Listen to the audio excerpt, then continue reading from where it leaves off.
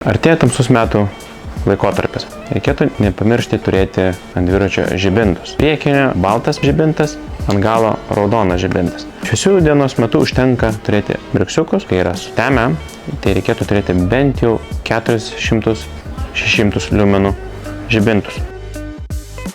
Tai jeigu, tarkim, čia yra 200 liumenų, tai toksai nėra per daug ryškus.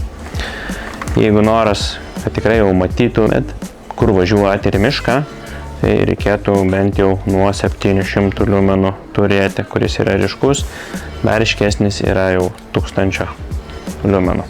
Taip pat yra ir gale.